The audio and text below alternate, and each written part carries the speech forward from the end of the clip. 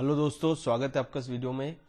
और आज हम देखेंगे सेंट्रीपिटल एक्सेलरेशन का डेरिवेशन और जो डायरेक्शन होता है सेंट्रीपिटल एक्सेलरेशन का वो हम देखेंगे। सेंट्रीपिटल एक्सेलरेशन को रेडियल एक्सेलरेशन भी कहा जाता है और इसका जो रीजन है वो आपको वीडियो के एंड में पता पड़ेगा। अब जहां भी सर्कुलर मोशन हो रहा है वहां पर जरूर है कि उसके पास जो भी पार्टिकल सर्कुलर मोशन में मूव कर रहा है उसके पास सेंट्रीपिटल एक्सेलरेशन हो। अगर उसके पास सेंट्रीपिटल एक्सेलरेशन नहीं होगी तो वहां पर सर्कुलर मोशन पॉसिबल नहीं है। तो हम यहाँ पर एक यूनिफॉर्म सर्कुलर मोशन कंसिडर करेंगे और उसके लिए सेंट्रीपिटल एक्सेलरेशन का जो डेरिवेशन है उसको प्रोसीड करेंगे। तो वीडियो को स्टार्ट करते हैं। सो डेरिवेशन को प्रोसीड करने के लिए हमें ये कंडीशन को कंसिडर करना है। सो ये t इक्वल्स टू 0 ये मैंने रेफरेंस टाइम लिया है और जो सर्कुलर मोशन होगा उसमें जो सर्कल बनेगा उसकी जो रेडियस है वो हमने r कंसिडर कर ली है। t इक्वल्स टू 0 पे जो पार्टिकल है उसकी पोजीशन ये है और इस डायरेक्शन में उसकी टेंजेंशियल वेलोसिटी है। और कुछ टाइम बाद t इक्वल्स टू t पर बात करें हम तो उसने कुछ थीटा एंगुलर डिस्प्लेसमेंट कवर किया होगा और इस टाइम पे जो टेंजेंशियल वेलोसिटी है वो इस डायरेक्शन में होगी और उसका मैग्नीट्यूड हमने v2 के बराबर ले लिया है। अब जो सेंट्रीपिटल एक्सेलरेशन होती है वो ये जो टेंजेंशियल वेलोसिटी है इसमें जो चेंज होता है इसकी वजह से होती है। और सेंट्रीपिटल एक्सेलरेशन को अपन AC से रिप्रेजेंट करेंगे और ये बराबर होगा change in tangential velocity with respect to time. पर यहां पर एक कंडीशन है, जो टाइम इंटरवल है उसको हमें बहुत छोटा लेना है, मतलब टेंडिंग टू 0। अगर थोड़े बड़े टाइम इंटरवल की बात करें तो हम उस कंडीशन में एवरेज एक्सेलरेशन निकालते हैं, जो कि del v by del t के बराबर होगी। अगर टाइम ड्यूरेशन थोड़ा सा बड़ा है तो जो एक्सेलरेशन निकलेगी वो क्या निकलेगी, एवरेज एक्सेलरेशन। और अगर बहुत ही छोटा इनफाइनिटेसिमल टाइम ड्यूरेशन की बात करें तो जो इस फॉर्मूले से एक्सेलरेशन निकलेगी वो क्या होगी, सेंट्रीपिटल एक्सेलरेशन के बराबर। तो इस डेरिवेशन में हम सबसे पहले एवरेज एक्सेलरेशन से स्टार्ट करेंगे और उसके बाद ये कंडीशन लगाकर डेल्टा टी टेंडिंग टू 0 वो कंडीशन लगा के सेंट्रीपिटल एक्सेलरेशन को डिराइव करेंगे। अब शुरू में हमने ये जो टेंजेंशियल वेलोसिटी है उसको हमने अलग अलग माना है और मैंने आपको बोला है कि हम यूनिफॉर्म सर्कुलर मोशन के लिए ये डेरिवेशन को करेंगे। तो शुरू में हम अलग अलग मान के करेंगे, फिर बाद में हम उन्हें एक मान लेंगे, मतलब v1 is equals to v2 equals to v मानकर फिर जो डेरिवेशन है उसको हम आगे प्रोसीड कर लेंगे। ये जो सेंट्रीपिटल एक्सेलरेशन है वो चेंज इन टेंजेंशियल वेलोसिटी पे डिपेंड करता है। तो सबसे पहले हमें जो टेंजेंशियल वेलोसिटी का चेंज है वो हमें निकालना पड़ेगा। उसके लिए हमें यहाँ पर थोड़ा सा कंस्ट्रक्शन करना पड़ेगा और जो वेक्टर्स होते हैं ना उसको हम प्लेन में पैरेलली कहीं पे भी मूव कर सकते हैं। जैसे ये पूरा प्लेन बना हुआ है ये स्क्रीन, तो ये जो वेक्टर्स है v1 और v2 इसको पैरेलली हम इस प्लेन में मूव कर सकते हैं। ठीक है, तो सबसे पहले स्टार्ट करेंगे v1 और v2 इनके बीच में जो एंगल है उससे, वो एंगल क्या होगा वो सबसे पहले हमें निकालना है। हमें ये पता है कि जब ये पार्टिकल t इक्वल्स टू 0 से t इक्वल्स टू t पर यहां पर आएगा तो वो थीटा एंगुलर डिस्प्लेसमेंट कवर करेगा, ये इंफॉर्मेशन हमें गिवन है। अब एंगल निकालने के लिए मैंने जो v2 वेक्टर है उसको पीछे की तरफ प्रोड्यूस करा है। अब इससे हमें पता पड़ जाएगा कि v1 और v2 इसके बीच में क्या एंगल है।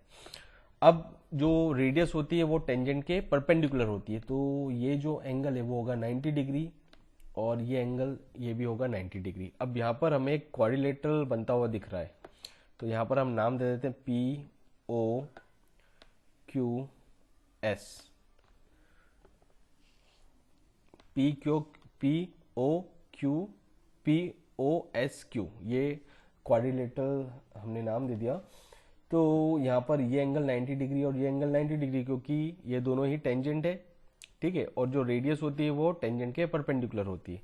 इसका मतलब जो ये वाला एंगल है, ये एंगल ये होगा 180 माइनस थीटा के बराबर। ऐसा क्यों? क्योंकि ये और ये एंगल दोनों 90 डिग्री है, तो इन दोनों का एडिशन क्या होगा 180 डिग्री। मतलब ये एंगल और ये एंगल, इन दोनों का भी जो एडिशन है वो किसके बराबर होना चाहिए 180 डिग्री के बराबर। मतलब ये एंगल थीटा है तो ये एंगल क्या होगा 180 माइनस थीटा। और यहाँ पर एक लीनियर पेयर बन रहा है, ठीक है, ये एंगल 180 माइनस थीटा, तो ये जो एंगल होगा वो बराबर होगा थीटा के। तो यहां से हमें ये पता पड़ गया कि V2 वेक्टर और V1 वेक्टर इन दोनों के बीच में जो एंगल है वो किसके बराबर है, थीटा के बराबर है। अब इस डायग्राम को मैं यहां पर थोड़ा साइड में बना के बताता हूं आपको। सो ये V1 वेक्टर, ये V2 वेक्टर, इन दोनों के बीच में जो एंगल है वो है थीटा के बराबर। और ये जो वेक्टर है वो कहलाएगा डेल्टा V। ये हमें बता रहा है चेंज इन टेंजेंशियल वेलोसिटी।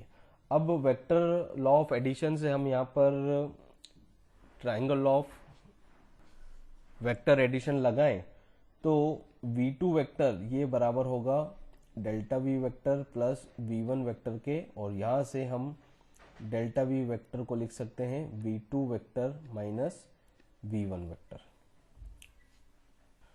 और इसे हम फाइनली लिख देंगे delta V vector equals to V2 vector plus minus of V1 vector. अब सपोज हमारे पास दो वेक्टर है, ये वेक्टर A हो गया, ये वेक्टर B हो गया, और इन दोनों का हमें रिजल्टेंट वेक्टर निकालना है जो कि है C वेक्टर। तो A वेक्टर और B वेक्टर के बीच में एंगल मान लिया थीटा, तो जो C वेक्टर का जो मैग्नीट्यूड होता है वो बराबर होता है under root of A square plus B square plus twice AB cos theta. इस तरह से हम रिजल्टेंट वेक्टर का मैग्नीट्यूड निकालते हैं। अब यही फॉर्मूला यूज करके हम यहाँ पर डेल्टा V का मैग्नीट्यूड निकाल सकते हैं। तो मैग्नीट्यूड ऑफ डेल्टा V ये बराबर हो जाएगा under root of V2 square plus V1 square plus twice of V2 into minus V1 cos of theta. ठीक है, अब इस माइनस साइन को हम यहां पर ले आए, आगे एडजस्ट कर दें तो यहां से हमें अब मैग्नीट्यूड पता पड़ गया कि जो टेंजेंशियल वेलोसिटी का जो चेंज है उसका मैग्नीट्यूड कितना होगा। अब यूनिफॉर्म सर्कुलर मोशन की बात करें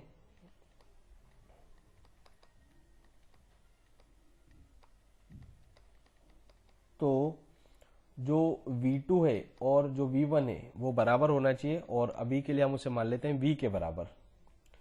और ये कंडीशन का यूज करके हम इस इक्वेशन में V2 और V1 की वैल्यू पुट कर दें तो ये मैं ऊपर का रब करने जा रहा हूं, इसकी अब हमें जरूरत नहीं है। सो यूनिफॉर्म सर्कुलर मोशन कंसीडर करके V2 और V1 को सेम मान लेते हैं V के बराबर, तो हमें मिलेगा डेल्टा V का magnitude equals to under root of 2V square minus 2V square cos of theta. और यहां से हम V स्क्वायर को बाहर निकाल सकते हैं रूट के। सो अंदर V स्क्वायर है तो बाहर आएगा केवल V, और अंदर की क्वांटिटी को लिख देंगे 2 into 1 minus cos of theta. अब 1 माइनस कॉस थीटा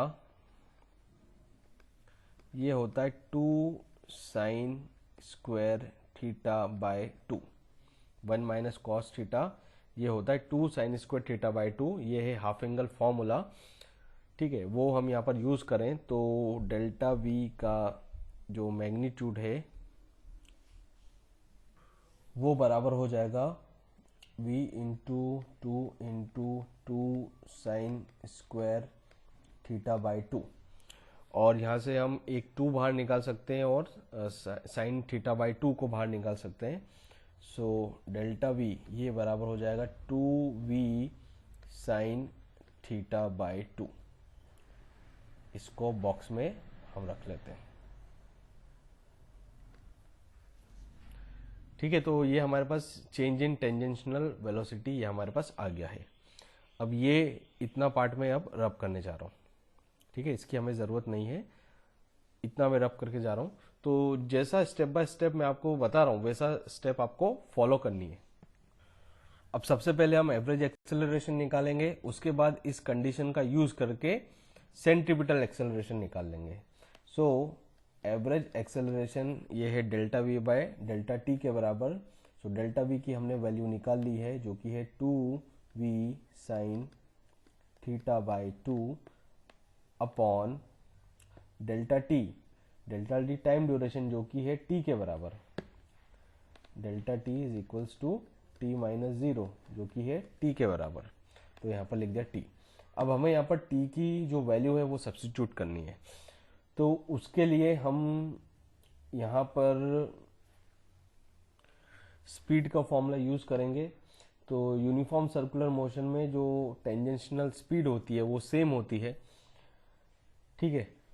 तो यहाँ पर स्पीड इक्वल्स टू होता है डिस्टेंस अपॉन टाइम। अब इतने ड्यूरेशन में जो डिस्टेंस कवर करा है वो है आर्क पीएस के बराबर अपॉन टाइम कितना लग रहा है टी के बराबर। आर्क पीएस ये जो है वो डिस्टेंस जो इस सर्कुलर मोशन में पार्टिकल कवर कर रहा है। अब पीएस हमें निकालना है तो थीटा इक्वल्स टू क्या होता है आर्क अपॉन रेडियस। तो एंगल यहां पर है थीटा और आर्क जो है वो है PS. Arc PS upon radius है आर के बराबर। तो आर्क पी एस इसकी वैल्यू हो जाएगी थीटा इंटू आर के बराबर। ये वैल्यू हम यहाँ पर पुट कर दें और उससे हमें टाइम पता पड़ जाएगा। सो ये हो जाएगा थीटा आर बाय टी और टी की वैल्यू हम यहाँ से निकाल लें तो वो आएगी थीटा आर बाय वी के बराबर। ये वैल्यू हम यहाँ पर अब पुट कर देंगे। सो एवरेज एक्सेलरेशन हो जाएगा 2v sine theta by 2 upon theta r by v. और इसे थोड़ा हम अरेंज करके लिख दें।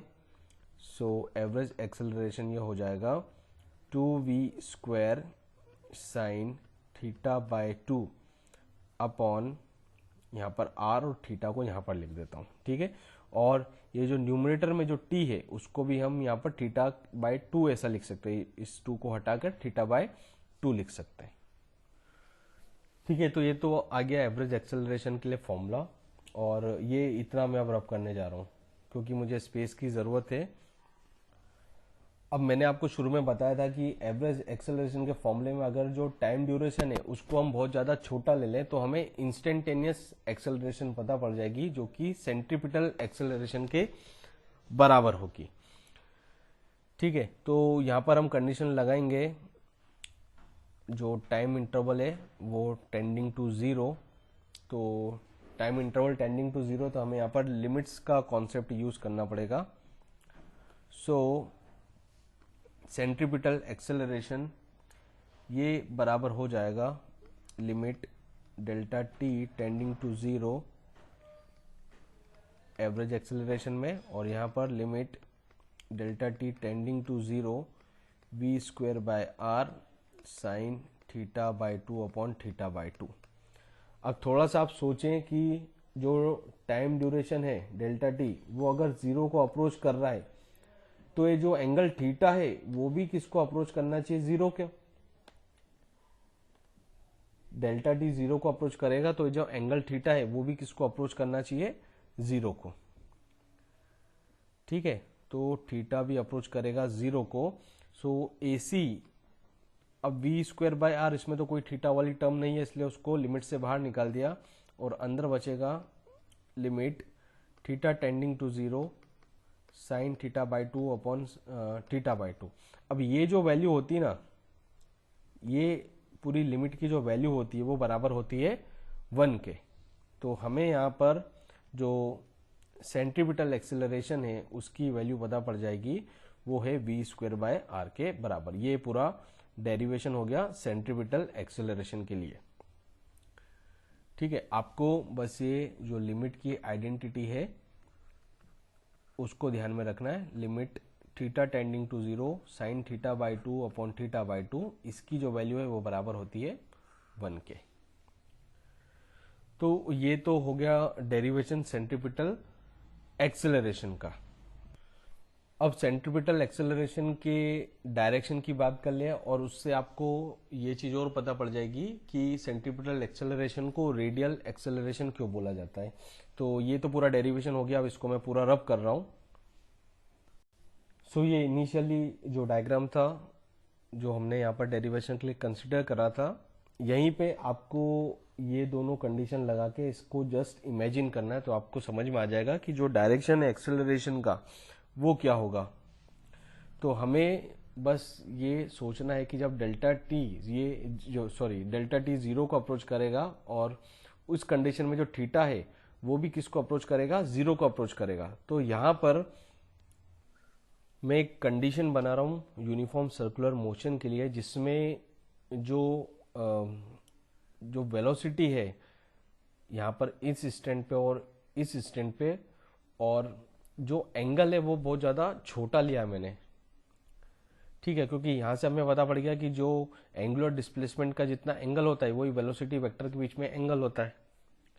तो जो एंगल है वो बहुत छोटा यहाँ पर लिया है मैंने, ताकि आपको समझ में आ सके। और शुरू में आपको मैं बता चुका हूँ कि जो वेक्टर होते हैं उसको हम प्लेन में मूव कर सकते हैं। तो ये वाला जो वेक्टर है उसको मैं खिसका के यहाँ पर इस पॉइंट पे ले आता हूँ, और यहाँ पर अब हम इसके बीच में एंगल मान लेते हैं थीटा, और जो डेल्टा वी है उसका डायरेक्शन देखें तो वो होगा किसकी तरफ, सेंटर की तरफ। जो सर्कुलर मोशन हो रहा है उसके सेंटर की तरफ होता है, मतलब कि रेडियली इनवर्ड। सो इससे क्या पता पड़ा हमें कि जो चेंज इन टेंजेंशनल वेलोसिटी है, और अगर हम जो थीटा है वो बहुत ज्यादा स्मॉल ले लें, तो जो डेल्टा वी है उसका जो डायरेक्शन है वो रेडियली इनवर्ड होगा, मतलब कि जो सर्कुलर मोशन हो रहा है उस सर्कल के सेंटर की तरफ होगा, और जो डायरेक्शन डेल्टा वी का होगा वही डायरेक्शन सेंट्रीपिटल एक्सेलरेशन का होगा। क्योंकि फॉर्मूला तो हमने यही यूज करा है, AC equals to delta v by delta t. जो डेल्टा वी का डायरेक्शन होगा वही सेंट्रीपिटल एक्सेलरेशन का डायरेक्शन होगा। तो जो सेंट्रीपिटल एक्सेलरेशन है वो एक्ट करेगा कहां पर, रेडियली इनवर्ड। इसी कारण से जो सेंट्रीपिटल एक्सेलरेशन है उसको रेडियल एक्सेलरेशन भी बोला जाता है।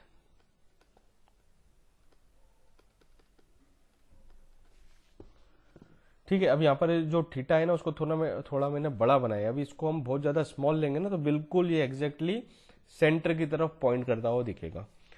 तो ये पूरा वीडियो हो गया सेंट्रीपिटल एक्सेलरेशन पे, जिसमें मैंने आपको डेरिवेशन बताया है सेंट्रीपिटल एक्सेलरेशन का फॉर यूनिफॉर्म सर्कुलर मोशन, और जो डायरेक्शन होता है वो बताया, और क्यों सेंट्रीपिटल एक्सेलरेशन को रेडियल एक्सेलरेशन बोला जाता है ये भी मैंने आपको बताया। So I hope that this video will be helpful for you all. और आपको वीडियो पसंद आया तो उसे लाइक कीजिए, शेयर कीजिए, और चैनल पर नए हो तो सब्सक्राइब करना ना भूलें। नोटिफिकेशन बेल को प्रेस करें ताकि जैसे ही नया वीडियो अपलोड होए आपको तुरंत उसकी इन्फॉर्मेशन मिल जाए। Thank you so much, thank you for watching.